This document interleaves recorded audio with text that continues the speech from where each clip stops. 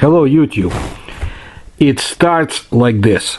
In the mid-1950s, a secret directorate under the KGB, or Soviet Secret Police, was created in the Soviet Union, and that directorate was engaged in systematic study of anomalous phenomena occurring in the country and abroad.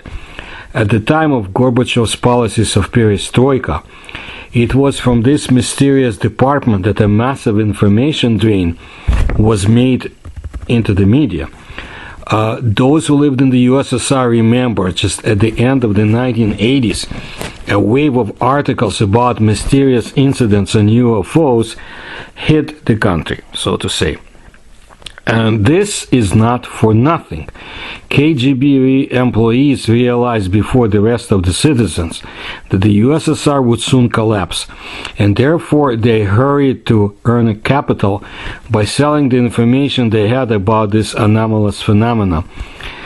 Well, let me stop and explain. What I just read to you was according to a cryptic person who signed the article as Yakov Ivanov and published it in the Ukrainian newspaper Interesnaya Gazeta. This was a Kiev newspaper, and the issue was number 11, and the year it was published was 2001. Ivanov had combined some of the classified information with the eyewitness accounts available to him, and now wanted to present the results of this work. Before I present Ivanov's work, let me add a few words. That period of Russian and Ukrainian ufology was quite interesting.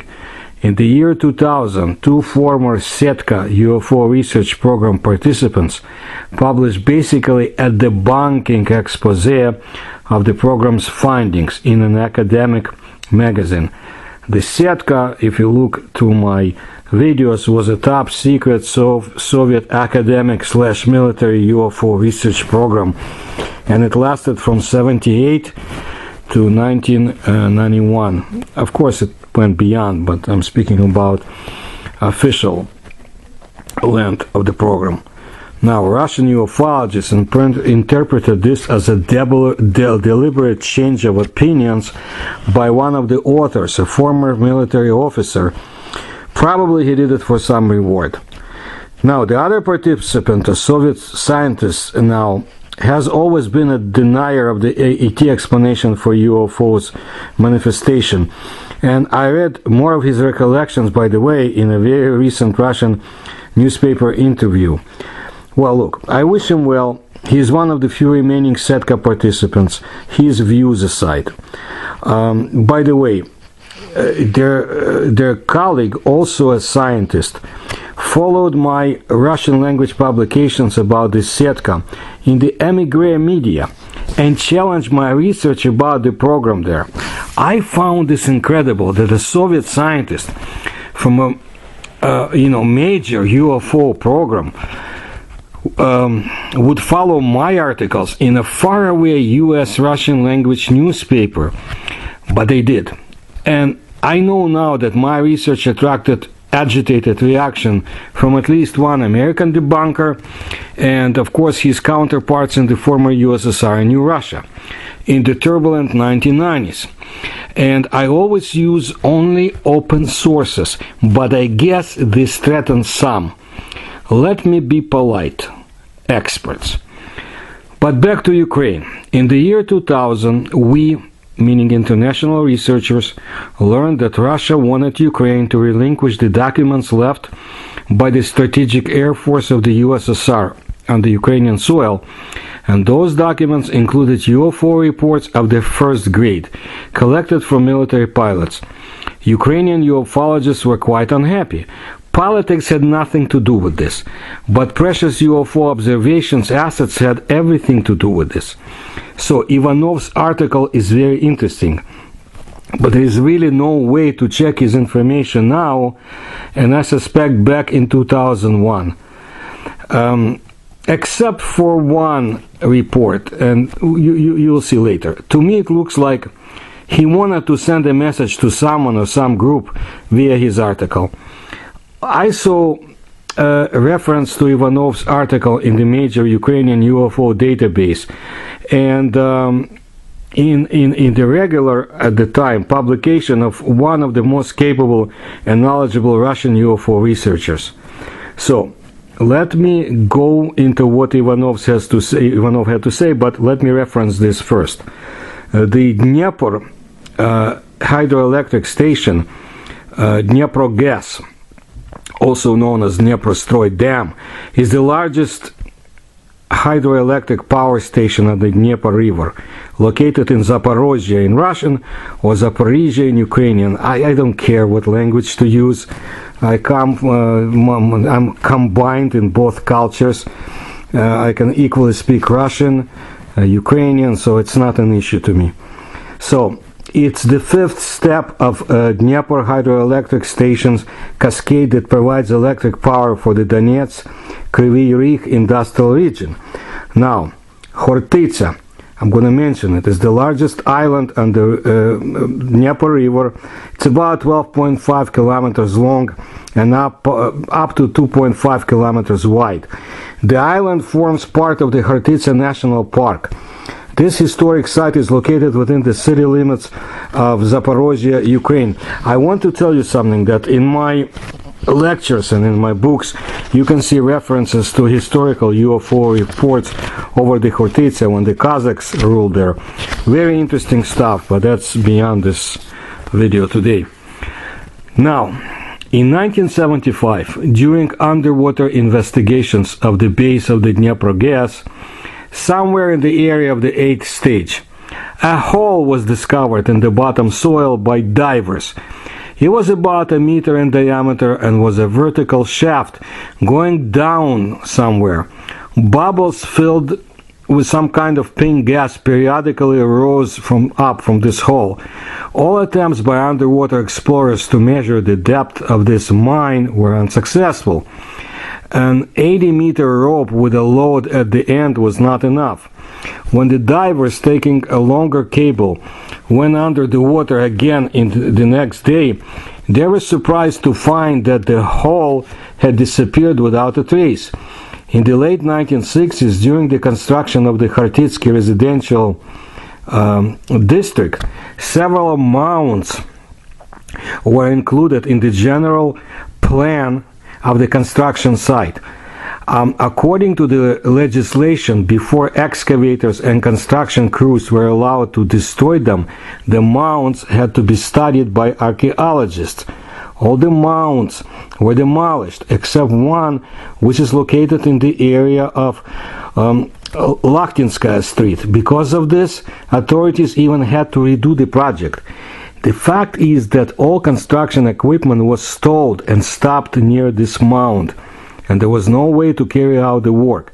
And then they remembered that even during archaeological research, scientists felt some kind of apathy, growing into a causeless fear. In principle, without really examining the burial, the archaeologists gave the builders permission to demolish it. The workers started work, but alas, something was interfering with the construction all the time. In the end, the bosses got tired of these strange troubles, and it was decided not to touch the mound. So this mound stands in the middle of the residential area. But rumors have already spread around the city that this mound was created over the grave of a powerful Celtic sorceress, and that this hill cannot only be leveled, but even even the soil cannot be taken from this place. It was rumored that the earth during the memorial service, which took place thousands of years ago, was soaked with innocent blood. Now, the mound is of some interest to followers of black magic. Residents of the surrounding houses noticed that on the night of the Candlemas, someone was digging and taking the soil from the burial ground. And according to the KGB report, there is no vegetation on this mound that Ivanov presented. So, we had two cases. Now, something else. In 1968, during the work on deepening the Dnieper fairway opposite Zhdanovsky Beach, a round object with a diameter of 25 centimeters was lifted by a dredger. For some reason, the workers considered this ball sphere to be a mine, like explosive, and immediately called it sappers. But when the explosives experts examined it, they made a competent conclusion that this item has nothing to do with the explosives. And yet the commander of the sappers found it necessary to report the strange discovery to the regional KGB directorate. An employee immediately arrived from there and took this ball, and they never heard about it again. However, the story of this discovery has a continuation. Here's what was recorded in the secret archives, according to Ivanov. This ball was delivered to the laboratory of the Dnipro Spetstal plant, where chemical engineers tried to analyze the metal from which it was made. But the specialists, who, by the way, know thousands of steel grades, in fact could not determine the composition and give the metal at least some classification. The alloy was so unusual and had such impurities that theoretically it could be obtained by melting in vacuum at temperatures plus 5,000 degrees Celsius and under high pressure, and yet this ball was too layered. This was determined when they began to conduct a trial drilling. The drill bit passed easily for the first 2 centimeters, but then it stuck and melted. Moreover, when the drill was pulled out, the hole was instantly filled with a plasticine-like material coming from the inside of the ball. When in contact with air, it quickly solidified. After examining this material, scientists had determined that it is structurally identical to basalt. Then the ball was taken to Moscow, where its study was conducted and continued at the Moscow Power Engineering Institute. In order to carefully knock down the scale and bottom layers, the ball was subjected to micro-vibration. And when the crumbling that could crumble, scientists gasped.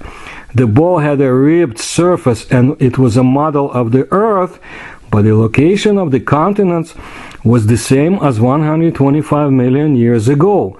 Plus the ball had magnetic poles, and now its strange chemical composition has become clear. The scientists came to the conclusion that the place where the samples showed a high iron content completely coincided with the point on the ball where the current Kursk magnetic anomaly is located. But the gold was concentrated in areas identical to Western Siberia.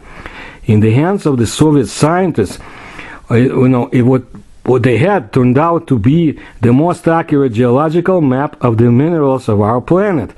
Nothing is known about the further fate of this amazing discovery, of this amazing, fascinating sphere. And only questions remain: who made this ball? Which humanoids possess such knowledge and such amazing technology many millions of years ago? And how did this object end up at the bottom of the Dnieper River near our city? Asked Ivanov. Okay, let's continue with more of the cases that he presented. In August of 1980, the body of a naked man was found on the southern tip of the island of Hortica. The policeman and the ambulance arrived and stated that there was no pulse and breathing, and then the body was taken to the morgue. The pathologist conducting the autopsy was unspeakably surprised when, after making an incision in the abdominal cavity, he found that all the internal organs of this person were in a frozen state, and ice crystals even formed on the liver, and this is in the summer heat. A consultation of doctors was urgently convened, who decided to leave the body in a room with a constant temperature plus of 7 degrees Celsius and allow the internal organs to slowly unfreeze. After 12 hours, the message that the heart of the corpse made the first stroke shocked the doctors. Gradually, the man began to recover and at the same time sweated profusely. Sweat literally trickled down his body. Taking it for analysis, the scientist found a large nitrogen content. Suddenly, the man opened his eyes and introducing himself as Nikolai, first of all asked for a drink. He probably drank about 3 liters of water. The scientists were completely at a loss. After all, in principle, it was possible to pump a person's tissues with glucose and then freeze him to a stage of clinical death and then try slowly warming up the body to bring him back to life. But this is only theoretically, because such a high level of glucose once in the body would inevitably cause coma and death. But in this case, some unknown technology was used, which allowed the human body to be immersed in a state of suspended animation, and most importantly, to successfully carry out the process of revival. The man who woke up immediately asked, "Where am I?" He was told that he was in a hospital in Zaporozhye, and one of the scientists jokingly added that today was August 14, 1980. Nikolai almost fainted again. Confused, he began to tell the doctors that he was a resident of the Aparinka farm in the Rostov region, and that on the evening of July 5, 1971, he decided to swim in the Seversky Donets River. Everything that happened to him next he described as follows. A ray of light fell on me from the sky. It suddenly became cold, and I was torn off the ground like a feather and sucked up somewhere. I found myself in some kind of camera with a porthole and or chamber, he meant, with a porthole, and the last thing I managed to see was our planet receding into space. From the continued decrease in temperature, I lost consciousness. I don't remember anything else. And you know, dear doctors, it seems to me that I was unconscious for only a few moments, and now I have woken up in your hospital. Nikolai, out of harm's way, was temporarily placed in a mental asylum, and the KGB operatives, telling the doctors to keep quiet, took up the development of this case closely. It turned out that a person with such passport data as Nikolai really went missing in 1971, and when his parents and wife were shown his photograph, they did not hesitate to recognize this man as their son and husband. It is unknown how this story ended, because then the case was placed in a folder labeled absolutely secret. And this means that under no circumstances will this information be declassified earlier than 100 years from that date. Such are reports from Ivanov. As I mentioned, no confirmation exists as far as I know, and we're still far away from the year 2080, when the information should be declassified. As you understand, the demise of the USSR has not changed much when it comes to secrecy grade of the paranormal phenomena collected by the KGB. Yes, the agency did release a trove of UFO documents in 1991, and I have described them in my videos and books, and you can find such videos in my channel. Look at the playlist. But as a number of other researchers, I consider those fascinating 124 pages of the declassified or disclosed materials to be a tip of the iceberg. Where the rest of the iceberg is stored, I do not know. But as for the mound that Ivanov described, here is some open source information from Ukraine. Burial on Lakhtinskaya Street is attributed to the Bronze Age, 3 to 2 millennia BC. It was believed that noble and rich people were buried in such graves, and an earthen mound was erected on top of the burial, which had a pyramidal shape. These burial grounds are the same age as the world-famous pyramids in Egypt.